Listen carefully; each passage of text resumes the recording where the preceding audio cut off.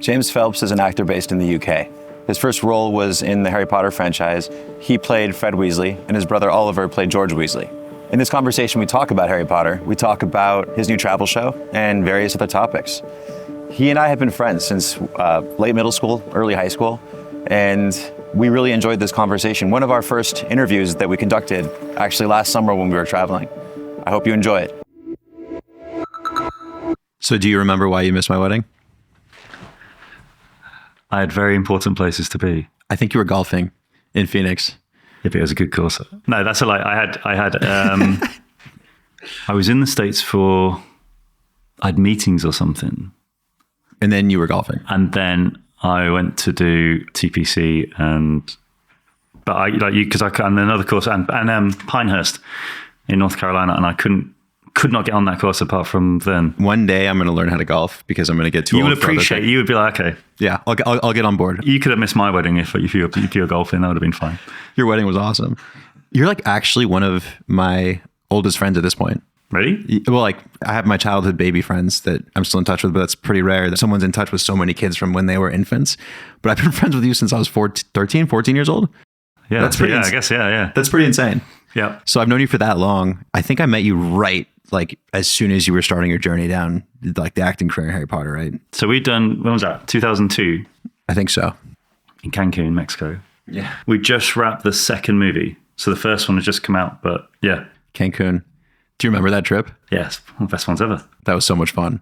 You were like 16 then because you're a little bit older than me. Tiny bit older, but yeah, because we were playing basketball, weren't we? A lot of basketball. And then you guys, I think within the next year and a half or two, because you guys came to do appearances at Universal Studios, would come visit because I lived outside of LA. And you and your brother would come. I think you came to at least one high school party with me.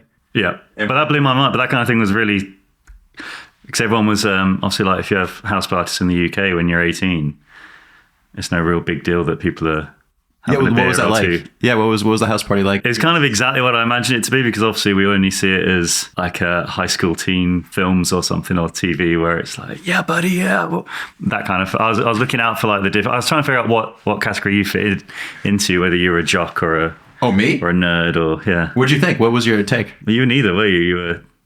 I played on the basketball team. Yeah, but you're very academic. I'm super. I was like friends with the kids who like Dungeons and Dragons too, but I was a floater. Yeah. I didn't really have and I was into theater, and drama and stuff. Yeah. But I never really had a group I fit into, if that makes sense. Yeah. But also our high school was like kind of small, and it was okay to be a floater. But yeah, you definitely went to that. Did you ever go to college parties when you were in the States? Ever crash any like fraternity parties? No, I don't think I did. No, I think that, so your American experience was like red cups at that high school party. Yeah. That one time. Because red cups are a thing here now, but it never used to be. So that kind of thing just blew my mind. I was like, this is actually real. Like it's actually a thing. Oh yeah. It's not just in whatever those high school movies were. Like Can't Hardly Wait. I was thinking about American Pie or something like that. Oh, it's like American Pie. Yeah. But I think everything's like American Pie at the end of the day. Probably. What was your life like here before? Because you were 14 when you got cast, or 15? Yeah. 14. So what was your childhood like? You were Midlands? Yeah, suburbia. So grew up in suburbia in Birmingham, so the second biggest town in the UK. And yeah, just a normal childhood, if anyone could define a normal childhood. But it's like, yeah, we just, went to the local primary school up the road, lived in the middle of the countryside at that point. Now that is now been taken over as like part of the city now. But when I grew up, it was a countryside town. Were you acting? Were you performing? No, not really. So you were into sports? I kind of tried everything. Jack of all trades, master of none.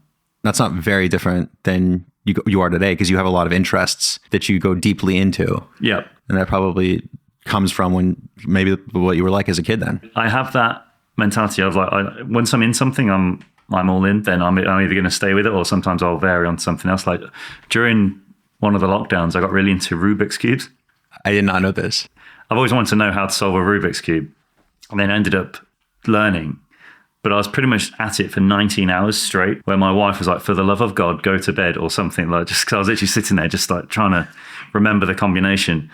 And then I figured it out, and then I ended up how quick can I do this? So I got down to just under a minute. That's pretty good. Solving it, which was kind of thing. But then once I've done it now, and then I'll move on. You got into astronomy, right? During the pandemic? Yeah, stargazing and things like that as well. Yep. So it was a I've always been really interested in space and all that kind of thing. And I think one thing that lockdown gave everyone was time to do stuff. And I got a telescope and literally just sat, and because there was no planes or anything at that point, the skies were very clear. And so, yeah, I was able to learn all the load of constellations and got into astrophotography.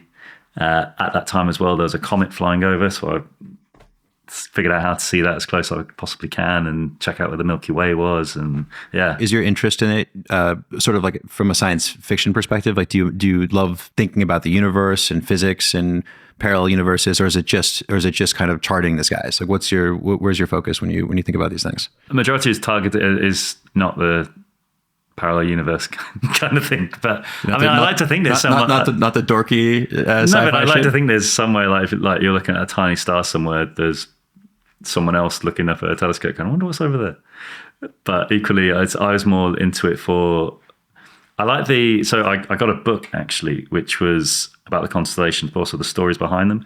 So I found the whole mythology of why they were told, like why Orion is Orion, and why is Orion? So he was a hunter who was basically put in the sky kind of thing. And then he's got his own hunting dogs around. So the constellations around Orion is the hunting dogs and things like that. So things like that I found fascinating, because then I'm a big history buff as well. And it was basically about how, like, in the West, they're the constellations, but then in the Middle East, they were because they traveled through the desert, going by the stars and traveling on water and things like that, all following that kind of thing. So I found it fascinating how all different cultures they all had this in common. Yeah, you being a history buff, this is sort of, and you being a philosophical nerd, and now, you know, the fact that you're into astronomy and building stargazing kind of mechanisms in your house, I feel like this is why you and I probably bonded as kids, because I think that both of us have this weird fascination with random things. We're both geeks. Yeah, and like there's like a Venn diagram of like overlap, right? And and I'm sure there were fun times to be had for sure outside of being a nerd. But it's amazing how many people you speak like. There's a guy I know who I go to the pub with, and he always used to take the mickey out of me. Like, he was saying, "What are you doing at the weekend?" I was like, "It's supposed to be no clouds, so I'll probably be up on my roof with my telescope." That's awesome. Out. And he was like, "Why are you doing that?" Like, and then we were walking back from the pub, and he was literally then saying, well, "What's that?" And I was like, "Well, what star's that?" I was like, "Well, that's actually Venus. You can tell it because it's the brightest and all this kind of stuff." And he was like, "Well, I wish I knew this." I was like, "Yeah, but you can. Like, it's not accessible. Hard to yeah, it's there. Like, go and see it." So when I've been traveling, especially in the southern hemisphere, then I really geek out at seeing things which you can't see in the northern hemisphere. So like the Southern Cross and things like that is pretty mind blowing for me. I mean, I know that you're probably tired from just wrapping, you know, the show you just did, but it seems like that probably gave you the ability to nerd out both with astronomy when you're traveling the southern hemisphere. What can you tell me like about the show? Maybe talk about what you guys did there. Yeah, so fantastic friends. So we just finished season 2, and we went to Patagonia, Santiago in Chile, Victoria in Australia, so like Melbourne and all around there, Singapore, Belize, Turkey, Tampa and Bradenton in Florida, on the west coast of Florida. And then we did a motorbike trip through Europe, down from London to Lake Como. That's awesome. So I learned how to ride a motorbike for that as well. And yeah, so when we're in Patagonia, which is, have you been there? I'm dying to go to Patagonia. You should. It's awesome. But so we did mountain climbing in one day. And then when we finished, there was the option of camping. And I was all in for, I'll go camping. And so I went expecting other people of the cast and the crew to come, and they're like, "No, we're gonna hit the hay in the bed." So I was like, "Okay, fine, I'll go." But the dark sky there is so basically there's dark. When someone says dark sky, it means how much light pollution there is. There's practically zero light pollution at this. So you can literally see the Milky Way, and you can actually see the milky bits on the Milky Way, I was kind of there like, this is out of this world, literally. But did your brother join you at the camping? No. And so you were so they were making the show. You're doing a travel show, and you're out there doing one of the cooler parts of the travel show, just by yourself in a tent. But we'd been filming for 14 hours of the day, so and we had another day to film. But for me, it was an opportunity which I couldn't pass up. So no way. I was there, and then when you spend long enough looking, you see like the shooting stars happening, and And then from there, we went up to film an episode in Santiago, the capital of Chile. And there they have one of the oldest observatories in the Southern Hemisphere. And it was put there before Santiago was the city that it is now. But it was up high on the mountain. And I speak to guys there who ran the place. And I was just like asking them as much as I possibly could about what they've seen, what this observatory had helped discover and all this kind of stuff. But also how they had like a load of meteorites. Did you know some of them are magnetic? No. So it literally looks like a rock. And some of them, you can see through them, are beautiful things. But he literally picked up a magnet and picked it up. That's bad. And it just looks like a magnet. And I was like, sorry, it looks like a rock. And I was like, how, what? And then it was one of those where I wish we could do a show just on that. Really, that would be my ideal show. Would be that kind of thing. I mean, that's awesome. The show sounds great. It seems like you guys could do a season 3 where you can explore more of the nerdier things. I think so, yeah, or a spin-off of that. I'd like to do something where you can do the travel side of it, but also I'd like to go down the historical stuff of that. Like I know it doesn't appeal to everyone, but for me personally, I love history and good and bad aspects of history. But you only learn from history as long as what's the phrase? You can't whitewash. You can't repeat mistakes if you don't learn from the past. So that kind of and you don't want to cover things up. Otherwise, human beings are pretty 100%, yeah, horrible. We'll keep doing it over and over again. This is actually a good time to maybe talk about, and I know you're not like the type to go deep into alternative histories of your own life or alternative versions of your own life. Like Spider-Man or something. Yeah, I'll just fuck with you a little right now. So like, you're into all these nerdy things. You're doing these awesome trips. What would you ever think what your life would have looked like had you not entered the Harry Potter world? What you would have done professionally? Never entertained these ideas. I have no idea. Yeah. Zero. But I never thought about, I was never one of those kids who, when I was younger, I never thought, what am I going to, and you always asked at school, what do you want to be? I was like, I have no idea. And all I knew was I didn't want to go to university, not because I've got anything against university, but for me, I was literally one of those kids at school. I'd be staring out the window, trying to think, how can I get out of here? Or that kind of thing. I always knew I wanted to be doing something physical and outdoors, something traveling as well. So like something where I'm in nature. That would always be my dream, preferably with my dog as well. So yeah. Search and rescue, I think probably would be my favorite job because you work with your pet, like your dog is with you as well. You're outdoors all the time and you're saving people. So if you heard those stories about Harrison Ford, he apparently became a helicopter pilot at some point in his life. Right. And there's stories of people that are off in the wilderness who get hurt on a hike and they have to be picked up by emergency rescue people. And Harrison Ford would like come in with a helicopter, land and come pick up and save people. I don't know where I've heard that story, but something ridiculous like that. Like you could do that still. Yeah. That's something you could just put on your resume and just be like, is that the guy from Harry Potter, like saving you from like a crazy rock slide or something? What is happening right now? So you're a kid, you love the outdoors. Is at this point in time, you and your brother, are you guys really close? Yeah, as close as any siblings are, especially twins. The town that we're from, it's a nice and safe town, and everyone's pretty encouraging of everything. So I mean, you've been there, so it's, and the friends that I've got there are still friends from school as well. So it's not like it's one of those places where you're kind of, oh, he's doing well, good fit, like negative. It's like everyone's like generally pleased for everybody. That's really cool to hear, actually. How did you and Oliver discover Harry Potter, and how did you figure out how to audition for it and all that fun stuff? So the films were, they started being made in 2000, but the books had come out in 95, 97.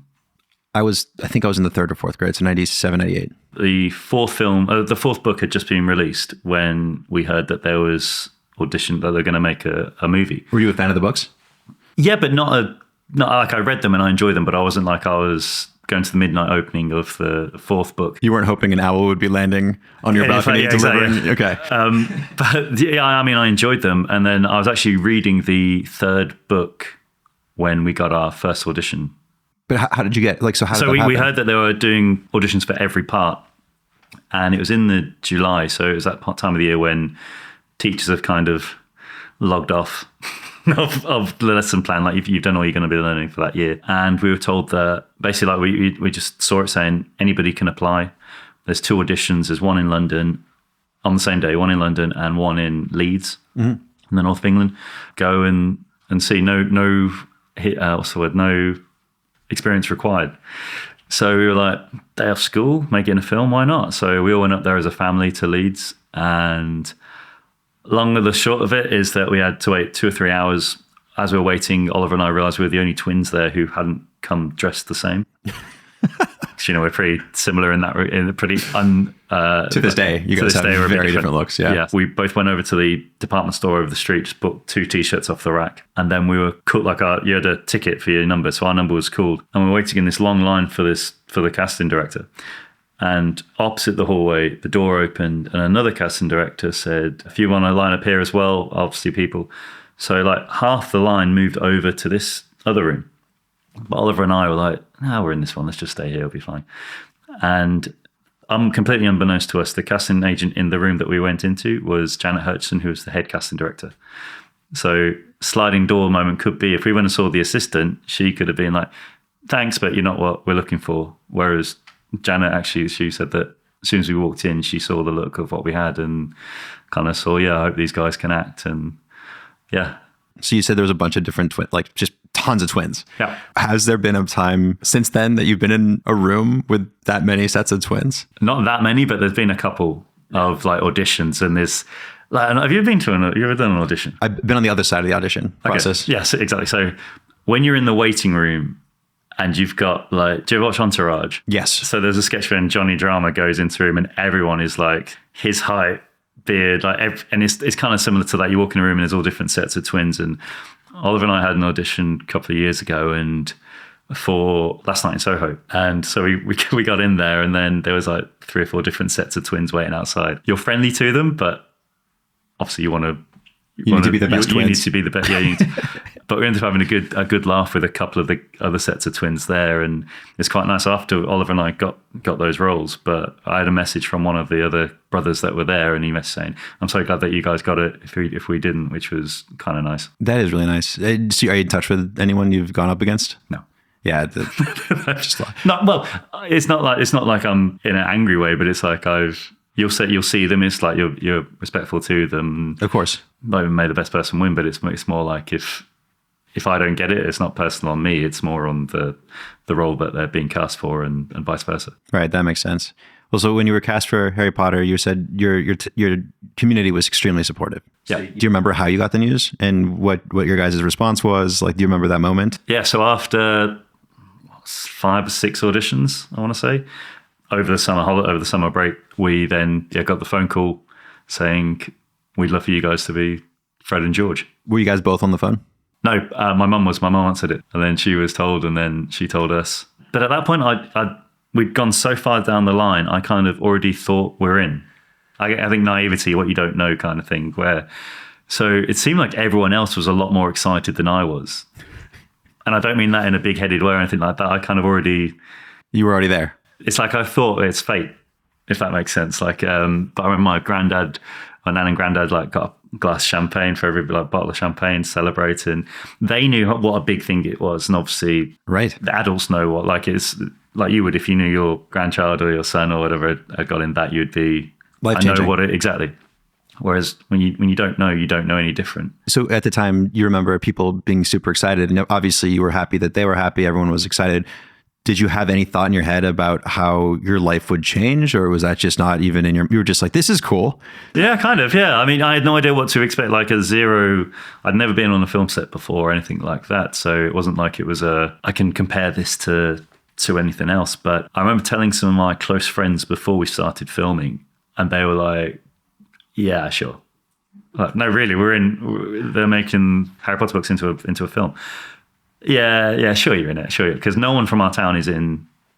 Well, and that's a lie, but it's not like a thing. It's not like an industry which you would go into necessarily from there. So I kept joking, and then eventually became a joke with a couple of the guys I used to walk to school with. So when are you filming today? I was like, no, we're starting in a couple of weeks. And then they dyed our hair for the movie Ginger. So then I turned up to walk to school one day with ginger hair, and then like, okay, you're taking this a bit too far now. Chill out. And then I remember walking through the school, because obviously you're 14, so you're very conscious of how people look at you at that age, aren't you? And I can remember walking through a group of girls who were like in a couple of years above me. And then you hear, didn't he used to have brown hair? Our school had like 2,000 people in or something. So I was amazed that anyone knew who you were. who I was before then anyway. But then I got in, and obviously like redheads get picked on. But what's funny is that like actual redheads were picking on me for being a fake redhead as well at school. So, but it's just, take it as banter kind of thing, I guess, in that regard. And well, so the community was supportive, but you were also teased a bit before you were a proven person within this franchise. if they're not teasing you, then You're no longer one of them. yeah. Well, I mean, you've met my friends, so I can say that. Like, Yeah, your friends are awesome. Did they keep messing around with you after it was confirmed that you were in the movie? Oh, yeah, completely. What was the kind of stuff they would tease you for? So obviously I'd be away for 4 or 5 months of the school year. And it was always a joke of you're just trying to get out of homework. Like I bet you're just at home on your PlayStation or something, not actually in London doing stuff. There's a lot of media interest when we started filming it. So we were filming, the first day of filming was in the middle of the Yorkshire countryside. And the press were literally all camped out on top of a hill with long lenses taking photos of everybody. And I was in one of the paparazzi shots of us walking there, and my friend sent me a text message like, okay, you're in the paper now. This is legit. pretty awesome, yeah. You landing in that world for the first time, you'd never been on a film set before. This is not every film set. There's indie movies, and then there's Harry Potter. There's Warner Brothers. But I just assumed every movie was like that because that was my first ever film. So you come in and it's just, okay, I guess this is what a movie is. And do you remember the first friendships you formed when you first got to set, who you gravitated towards and who you spent time with and who you formed a real friendship with? First couple of weeks, because the first month we were on location. So I was pally with, because we're all in the hotels that all scattered around. So Devon Murray, Matt Lewis, Alfie Enoch, Rupert Grint, we're all in the same hotel. So we all kind of got speaking to each other there, and obviously you're all going through a new experience. And then when we started filming in the studios, after that, when we got back to London, started filming in the studios, Luke Youngblood, who played Lee Jordan in the movie, who great guy, was meant to be our best friend in the film, but he ended up being one of our best mates in general. And I'm still good mates with all of those guys. He spoke at your wedding. Yeah, that's right. Yeah. He did a reading. That's right. Yeah. He ended up in, he was pop in Community. Community, yeah. So funny. I remember actually, all of us were in San Francisco years ago, and we're walking down this street, and this guy literally walked past like 4 or 5 of us. And we've all done different jobs, but they literally like looked at Luke and just went, pop, pop. Everybody was like, for this stage, just keeps doing that to him. And I think he quite likes it as well. Also, because Community is a brilliant TV show. It's a great thing to be it's like being associated with Harry Potter. Right. It's just awesome. Without going into specific names of any of the actors, there was one in particular that was famously did not do well, right? As a child actor or someone in the spotlight, ended up having to be removed from the movies. The rest of the cast seems to have been pretty healthy. I met most of you guys through you, and you guys are good people and you're grounded and you're normal. Why? What do you attribute that to? Because most of the time, child actors don't make it out like that. And the Harry Potter cast, with that one exception I'm thinking of, seems legitimately cool and grounded. I mean, everyone's situation is different and all that kind of stuff. But if you think a lot of your school friends, that's why I try and tie it into everyone kind of can relate to someone. The vast majority of your schoolmates all end up all right? It's and when we were cast, I know that I remember hearing Chris Columbus saying that he was also looking at your family as well. So you could tell you were going to be protected at home in that regard. So that was completely unknown to any of us when we were there. But also because you were friends from such a young age, you formed good friendships. And if someone started getting above themselves, everyone else would be there just to jump on them and kind of take the mickey out of them a bit to bring them back down. So when we did the HBO reunion thing a couple of years ago, we all went for dinner after the day shooting. And we kind of joked that that's what they should have recorded, because the conversations we had in there were pretty awesome. But then someone, I can't remember who was it, mentioned that everyone in that room, only we can relate to what everyone's been through. Like, even if you were there on the crew, but you're not in it, kind of thing. So that's pretty awesome to be reminiscing with people like that. And your castmates, they, in that sense, weren't just your castmates. No, they're good friends. In a way, extended family, because you guys went through something that was so profoundly transformative together that only you guys experienced, that if you need to relate to other people that went through those kinds of things, you can only reach out to each other. Even though you kept your relationships from childhood, and I think that that's the healthiest way to be in life, there's just something uniquely special about your castmates, right? You're never going to get those similar types of shared experiences anywhere else. Is there anything you wish you had done differently? And by the way, just as a quick aside to your parents, the fact that they cast you because your family was so cool, I feel like your parents can take credit for a little bit of it now. Don't tell them. Yeah. We should send them just the specific clip of you saying that. Just thank you. Yeah. That'll be my Christmas present. Yeah. Thank you, Mum and Dad. So was there anything that you didn't appreciate about the experience being in that world as a kid, or do you think that you were able to just navigate it pretty cleanly and come out the other end? No, I'd say I can't say there's anything I would change in that regard. I was very aware how lucky I was to be doing and I still am. But I remember a few people saying to me, like, it was not even in the movies, but people at home or friends of friends or whatever. I would overhear guys going to work for silly hours a day, not having the fun that we were doing. And at times it could be, you would think, oh, why? Like I found it weird getting used to, especially in the later, after the second and third film came out, going anywhere, especially in Birmingham, going anywhere, and you can see people recognize you, even if they're not interacting. You can happen with us in LA. Exactly, yeah. So I mean, LA is extreme because everyone's looking for someone in LA, but it was, yeah. It took me a while as a teenager to get used to that, because you're not sure, do I need to not be who I am, or do I need to be a version of? Do you know what I mean? Like it took me a while to get used to that, but but then I think you'd be going through that if I got into acting now, 20 years later, that would still be surreal for it. But now it's just part of it, and the main thing that you learn is that most people are good and nice in the world. True, and also, if you're not an actor, you still have to learn how to project yourself to the outside world. It's just not as hyper focused as being famous or being known just by random people. Yeah, but if you're high up in a company or something, like I'm sure the guys you'll speak to in this, it's about being aware that other people, like I'm sure that I know people that have lost gigs because of how they've behaved outside of acting, kind of thing. If you ever had a kid, would you want your kid to get into acting? Would you be supportive? I think what I've learned is that, so I had a couple of teachers at my old school telling me not to go for the auditions.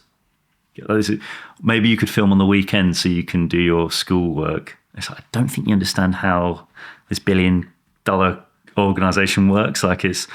And that I can never understand, because especially a kid, especially a teenager, but anyone in general, I always think, if someone wants to do something, back them as much as they possibly can. Let them fail if that's how it's going to be, but let them have no regrets looking back. And the teachers who really supported me, that I still remember to this day, and subsequently, actually, I think back, they were the best teachers in their subject, because they gave you all the ingredients to work and to learn, and it was up to you. You took ownership on it. To me, anyway, they're the teachers which really stand out. Yeah, they actually gave children a sense of autonomy and self-direction. Do you want to give them any name that pops out?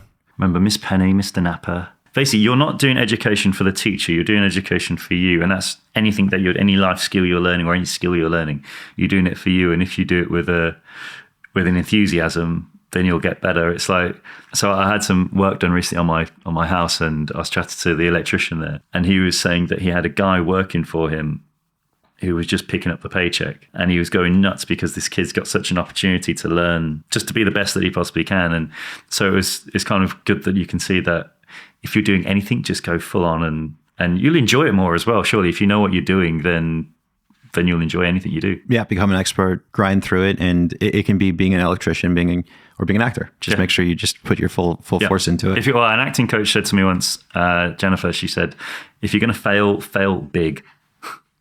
There's a good chance you won't fail, but if you are going to fail, just make sure that you don't go out of there thinking... Make strong choices. Exactly, yeah. Don't leave thinking that you were too subtle, and that's the reason why you didn't get, or whatever it was you didn't get. With regard to me, I have a 2.5-year-old boy who's super performative, and I would support him if he really wanted to be an actor. I'd be excited for him. I would be freaked out, because there's actors that are healthy, and then there's like 80% of actors. Less than that. You mean employed? No, that are healthy. Even the successful one, the Harry Potter world is different, man. This is an anomaly for me. Right. And that's why I keep flagging. I'm like, what happened here?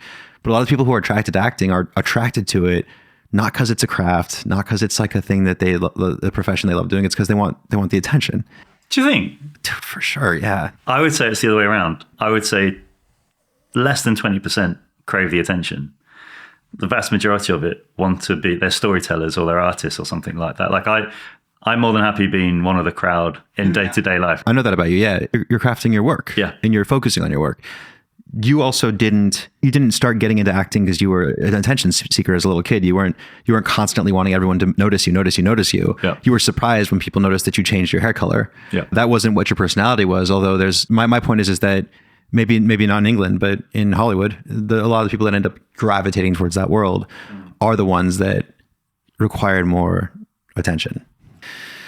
My worry would be that my kid wasn't getting into it for the right reasons. But if they did it because it was a craft and they loved, losing themselves in their work and they loved focusing on something and be passionate about something, that would be obviously something I'd be so ecstatic about. Yeah. Right. That's the dream as a parent. Your relationship with your brother isn't normal because like you guys are twins. That's normal to me. Right. But hold on.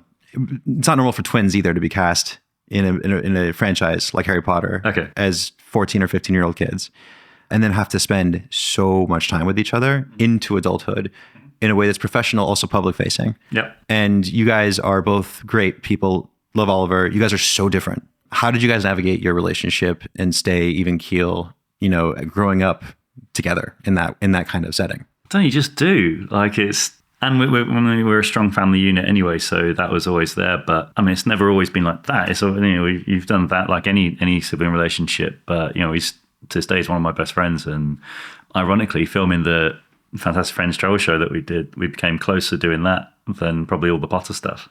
Can you talk about how that happened? No, I think it's just like traveling, and although we travel anyway together, traveling for the show and being on camera all the time and kind of playing up to, like, I'm very much about the ribbing, the taking the mickey kind of stuff, whereas Oliver's not so much that. So being able to do that just a little bit too much was good. And then one day he literally just pulled me aside, like, "Oh, you're gonna have to stop this because it's really getting upsetting for me." I was like, "Oh, I didn't want it to be upsetting," kind of thing. But you do rib. It's a constant rib. I think that's how. I think it's hilarious. I'm amazed you still speak to me, to be honest with you. So yeah.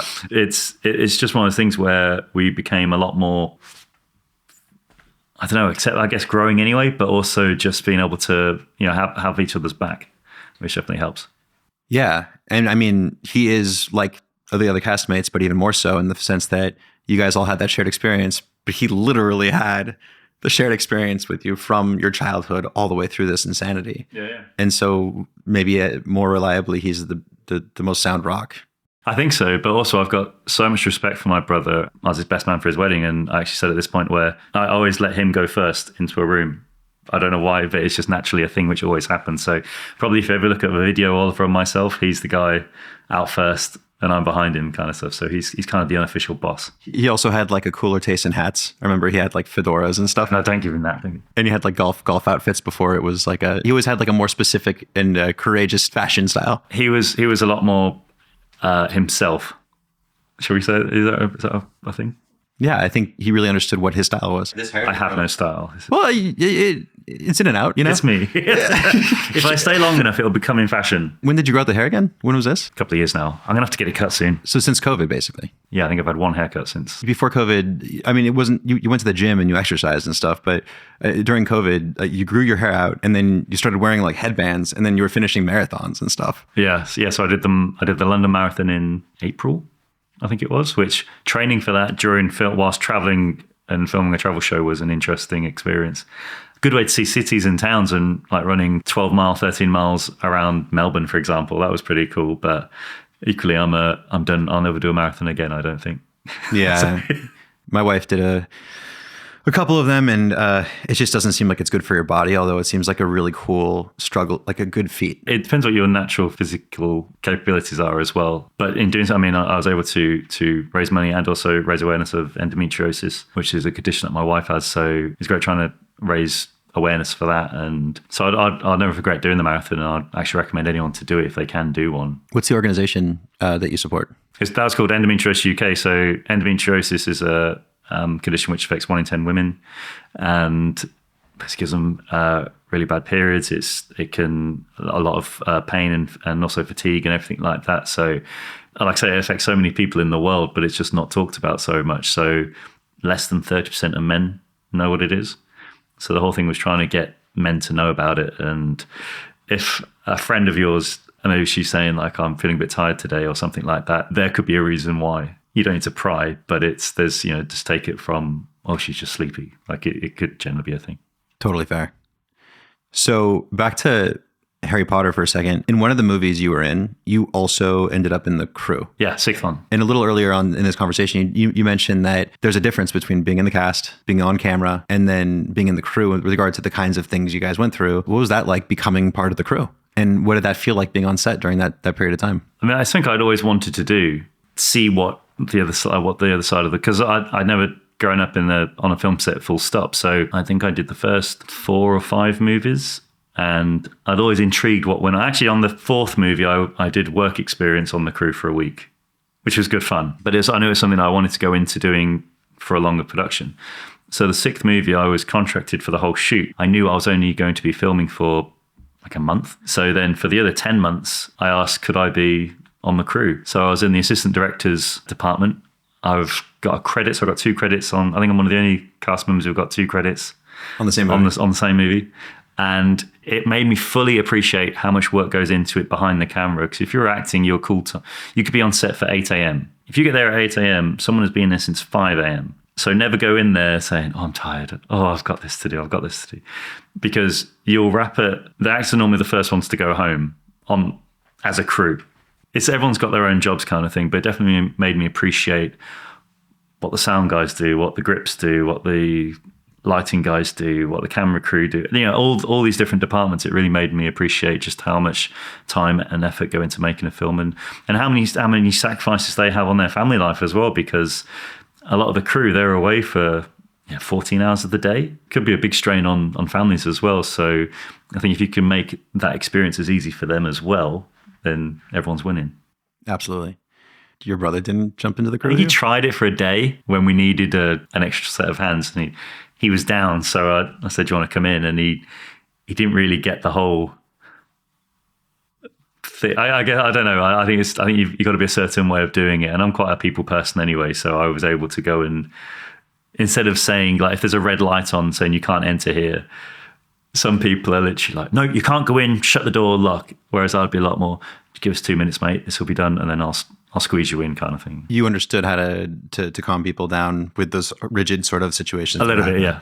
Yeah, I would be terrible at that. I'd be more like Oliver, because I would just be like, no, the light's red, or whatever, So Harry Potter ends, movie 8, right? There were 8 movies at the end. You say goodbye to the franchise. Do you remember how you felt during that stage of the ending? I was prepared for it. I was prepared for that, because you knew it was coming.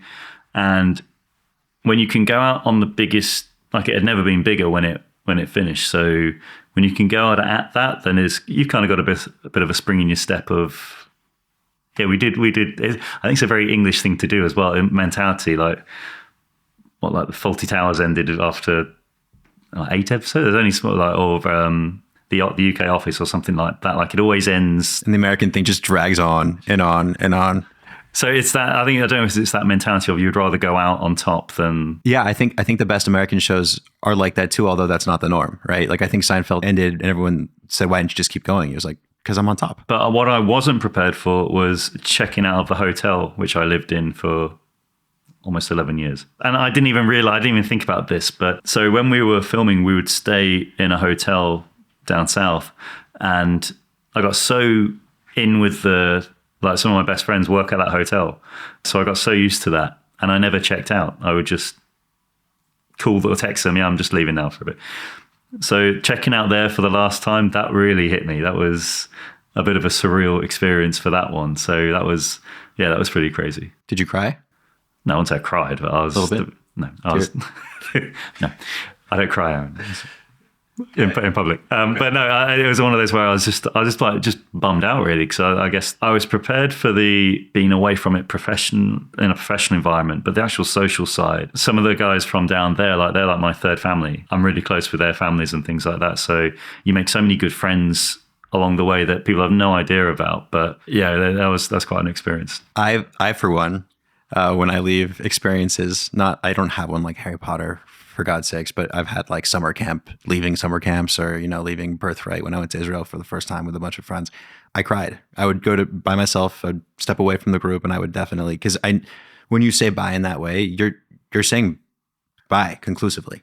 No, I'm not. No, to what that was before. Oh, sure. Yeah, I guess. I'm sure you're still in touch with them Yeah. and they're still very close to you and you guys love each other a lot, but that's not the same as what you were living through for 11 years. No. And that will never, I think in that moment, it all hits you hard because it's 11 years. It's just, you're saying goodbye. Yeah. To that kind of... That kind of thing, yeah. But equally, I'm not going to be one of those people that say I was ready to move on, because I can remember thinking, if we still had another 5 years of this, yeah, that's fine. But because you knew it was ending, and it wasn't like you were being cancelled from it, it naturally come to its conclusion. It kind of made it easier to move on in that regard. That makes sense. After Harry Potter, you've done various projects. We did a project together called Patchwork, which was a horror comedy that was such a low budget movie, and people loved it. You know, and you said people still reach out to you about this? Yeah, because I was there for like 3 days, I think. Long 3 days. Our entire shoot was 15 days. Yeah. Because we didn't have money. So we were just like, okay, we're going to make this movie. Yeah. For you, yes, it was a long 3 days. I remember you stayed in my place. I was scared to stay at your place from that lion. People don't believe me with that one, but I genuinely almost got eaten by the mountain lion of Silverlake. People just don't seem to believe. Like, I'm in Harry Potter. People don't believe you. Can I tell the story? So, of course. You used to have a place in Silverlake, right? And there was an alleyway to get in. So what would happen is that you could either go the long way around or cut through the alleyway. And I pulled up one night to go down the alleyway. And as I'm parked in the car outside, this mountain lion walks out with its cub. And I just remember these huge paws, like just lazily going down and looking at me. And I was just like, I was so, like that moment, yeah, oh my God. And thank God. And then I got back, I eventually came in and I said to your housemate, Jason, I was like, mountain lion was outside. And he was like, no, there wasn't. I was like, generally there was a mountain lion just outside. Did you take a photo? No, I was worried it was going to eat me. And then subsequently I spoke to the guys at Griffith Park and they're saying, oh yeah, that'd be him. He's going, or that'd be her. She was going down for a little drink in the lake. And then a friend of mine said that if I were to have been walking in that alleyway, there's a good chance. Especially because there's a cub there. Exactly, because it had the cub, yeah. They will protect their young, understandably. Yes, exactly. So that's where I channel my fear now. I always think back to that moment.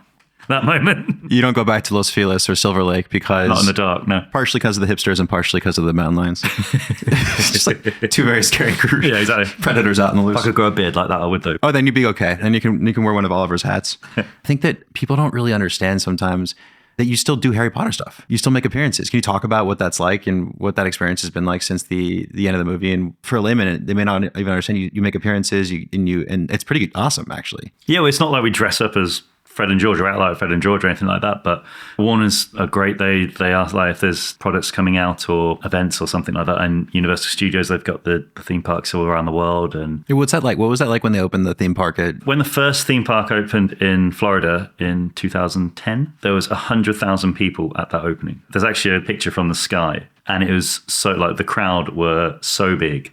All the guys who work at the theme park, like we've never seen anything like this, because we were doing press like all over America at dawn.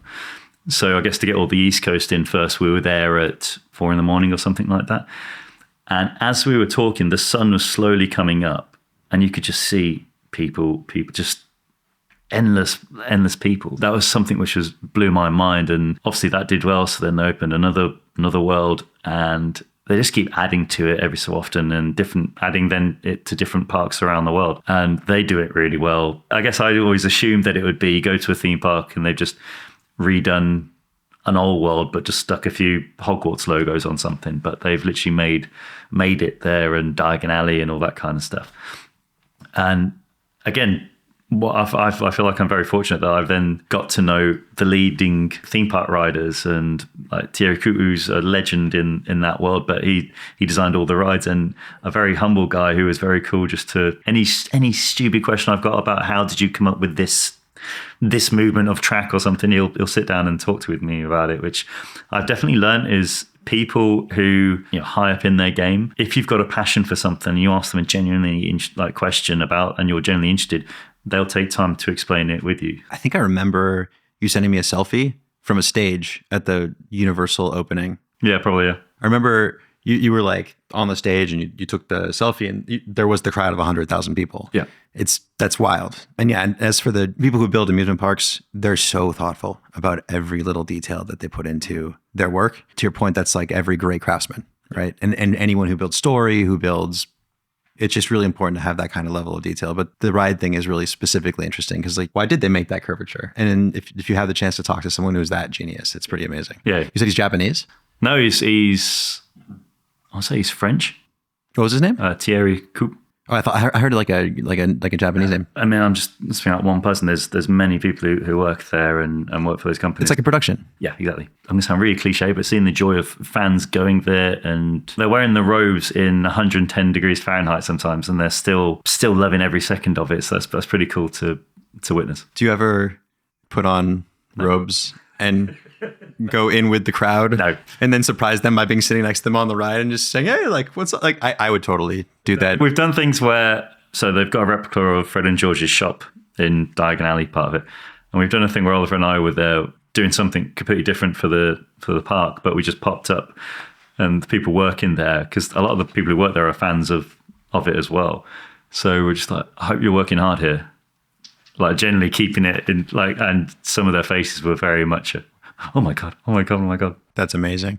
If I were you, and we're different, but if I were you, I would totally slide into a ride next to fans. And there's the stories of Bill Murray doing this. Did you hear the story when he was in a McDonald's or something? No, what happened? A guy, I'm sure it was Bill Murray. There's a guy and a girl, and like the guy goes to the restroom, and Bill Murray just appears, grabs his hamburger, and like takes a bite out of it, and just said, "He'll never believe you." Just like So, I mean, if you did that at Harry Potter World or stuff like that, I feel like that would just be legendary. But it's up to you. You don't, Yeah. Or you fire someone as like a joke. or destroy their confidence in life, though, wouldn't it? Like they're a diehard fan, and you rock up going, "Yeah, you're fine." Yeah, this is my shop, and you're not doing good enough here. Like undercover boss. Yes. Well, actually, that kind of leads me.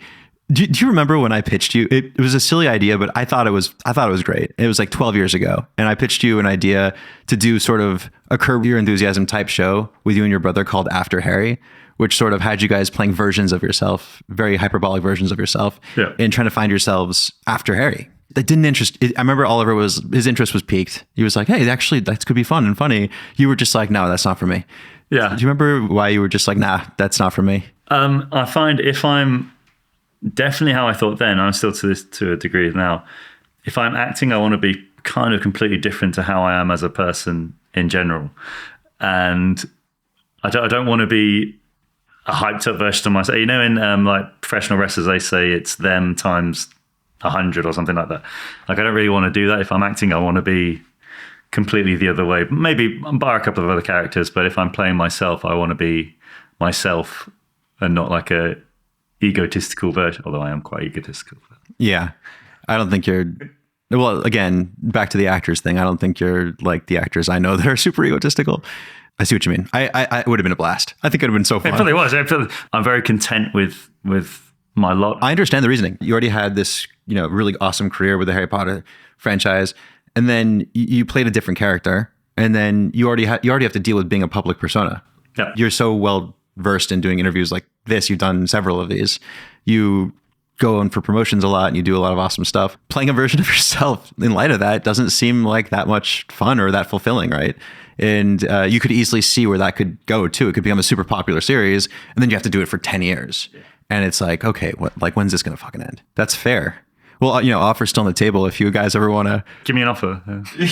Yeah, I can be bought. I'll send you a contract. Okay.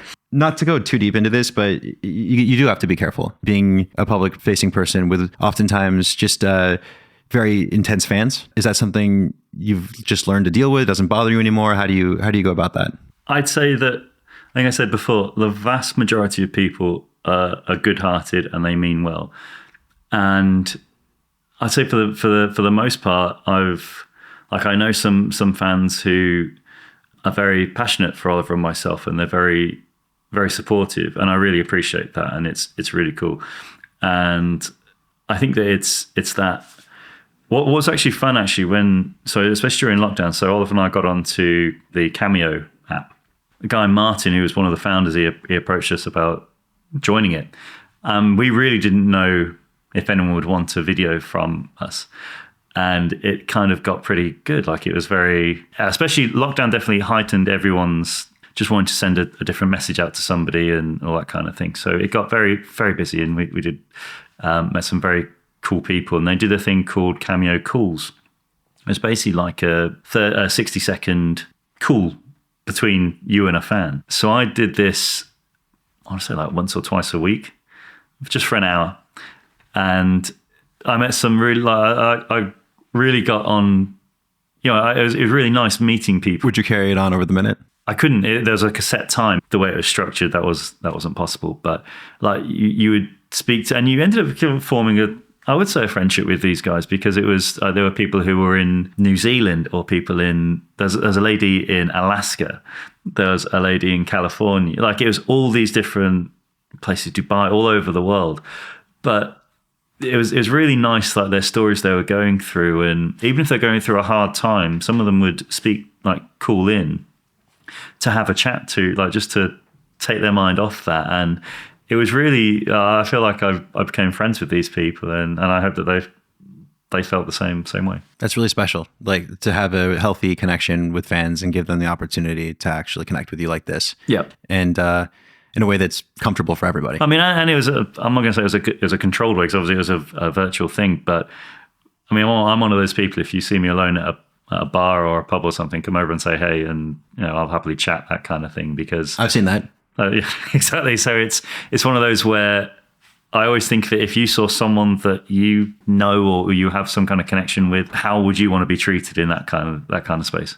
That's the best way to handle it. Not that I've ever been in that position, but I think I can sympathize with actors who are just so constantly approached, and that they just get so tired that they end up being a little rude sometimes. Yeah, and I've been in situations where that's been the case of literally you can't go anywhere. There was one country where we were in recently, and it was nonstop. It came out on their national news that we were there, and we literally couldn't go anywhere without having. And it wasn't just the hello. I'm fine with hellos, but then it was like, the sneaky pictures. not even sneaky. Like it was just In your there. face. And in the end, I was like, mate, if you want to chat, just have a chat. If you want to have a photo, but don't. You kind of invading my private thing here, because it's. Well, I think it's something else. They're not even treating you like a person anymore. You're no longer a human being. You're just like an object. Yeah. In a famous sort of like recognizable object in a movie they liked. Yeah, and I really am cool with, if anyone wants a photo, please ask me. If anyone wants to chat, please ask me. But the sly thing is, It's not respectful. I guess so, yeah. From my perspective, because it really treats you like an object. When we were younger, I lived in London for, I want to say 6 months, and I was 20, I must have been 24 or something. You were 25. And I went to visit you, and you took me to an event called Lichfield Proms. The Proms. The Proms. Yeah. Okay. And I remember we just got really drunk on beer and prims. Well, you did. Because you can't handle your booze. You're Total American. noob. We were waving flags, like a British flags, Yeah. and you guys were singing "Oh Jerusalem." Jerusalem, yep. And it was such a special event. And I think that we'd been friends for a while by that point, but that was the first time I realized, like, oh no, James is properly English, and he loves this country. Yeah, it's home, yeah. Well, I mean, I don't know, like we have the 4th of July. We don't have. Yeah, but we don't have an Independence Day. Right. So we don't have. The French have Bastille Day. America has 4th of July. Canada has Canada Day. It's one of those things where in the UK we don't have that. So any kind of national event is kind of a good excuse to celebrate it. Like the coronation this year, that was a big thing because it was obviously it's the coronation of the king. But down the road from where I are, there was like a little street party where everyone just hung out. And like we don't do that really as a country, so that was cool. But yeah, so the proms happen every year all over the UK, but it's like a big couple of month event where different kind of classical music is done at Royal Albert Hall, and then they do something called the last night of the proms, which is like a traditional thing where there's all certain music and then from different artists from all over the centuries, but there's always Rule Britannia, Land of Hope and Glory, Jerusalem, and Auld Lang Syne. And it's the only time where, yeah, I remember you came with us, and I think I've got a photo actually of you. Oh, my dog's trying to get it. I've got a photo of you kind of just like bear hugged in between myself and like three other friends. Just Big British guys. I don't think you knew the lyrics you were singing at one point, but it was fun. I mean, yeah, I love my country. I love the imperfections of it, like every other country in the world. But I often say that I'm very lucky that I can say I've travelled many places. But if I never had to leave Britain again, I'll be happy because I'll be happy, but that's fine because I think there's so many beautiful places here. I think that you're in an amazing position if you can say that about where you're from, right? And I feel like I can say that about America, but I feel like England's one of those places. I feel like we're really fortunate. Yeah, and I'm not blind to all the imperfections that we have here at all. But I'm very. If someone says where are you from, I don't shy away from the fact that I'm from England or I'm from Britain. Like it's. But then I love going to other countries. Like my wife's half her family from Finland, so we go there quite often. Didn't you take a stab at Finnish for a second? Yeah, I learned Finnish for a year. It turns out I can't be understood by Finns when I can understand them, but they can't understand me when I try and speak it. But I mean, that's a great country, and well, it's like another one of those examples of you tunneling in on a task or something and an accomplishment and just figuring it out. Yeah. And definitely. Finnish is a really hard language because it's not based off Latin like a lot of the other world languages are. Right. So that was unique, but. I think what I've learned in general is that a lot of people are proud of where they're from, and rightly so. After the proms, I remember waking up and kind of asking you more about it, and you talking to me about the British royal family for the first time, because from the American perspective, royalty seems silly, right? It's like an aristocracy. It's in the foundations of our country to be like... That's the whole point, right? Yeah, it's why we're not in England or whatever, or part of England anymore, the Commonwealth. You're a staunch supporter of the monarchy, and since talking to you about it and other people, I've actually started to realize that there's a lot of good in having a monarchy. And I was wondering if you wanted to maybe speak to that, what your connection to that is, or your appreciation for that is. I don't know whether you could say, I wouldn't go down, I'm a staunch supporter of monarchy, or the monarchy. Do you know what I mean? Like, if that makes sense. The royals? No, I would say that it's part of Britain. That's our history, and has been since 1066. And before then, there were different kings and queens. But I've, just from my own personal point of view, I've attended events where the royals have supported, and charities which the royals support do better than charities which they don't, because it gets more public eyes on them. When the Duke of Edinburgh Award, so that's when teenagers go for like an award system, and over 3 years learning different skills and helping communities and all this kind of stuff. So Oliver and I were asked to give a speech at Buckingham Palace on the lawn in front of 6,000 people who were collecting their gold awards, with Prince Edward introducing us. So you can be from all walks of life to do the Duke of Edinburgh at that age. But you got some guys who are inner city kids, and some guys who are from the most fortunate upbringings you can have. But they're all come together in that one thing of realizing themselves. So I'm not going to say that it's perfect at all, but I've definitely seen the good that it can do in regards to showing light on people and all the good causes that happens for. Yeah. And to add to that, something I've recently come to the conclusion that in America, in the absence of that, we still look very naturally on some level for people to look up to in that way. That's human. If you go through history, like I love history, like there's always people like that through history, isn't it? That they're always put up to be. Exactly. I think that's baked into our consciousness. It's just human nature. Yeah.